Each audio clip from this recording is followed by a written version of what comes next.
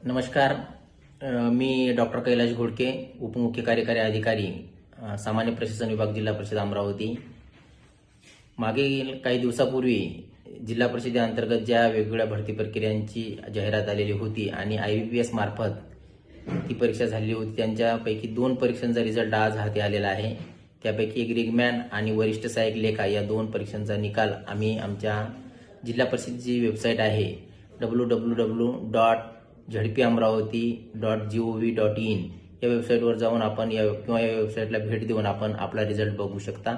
तो रिझल्ट सर्वांसाठी ओपन करण्यात आलेला आहे.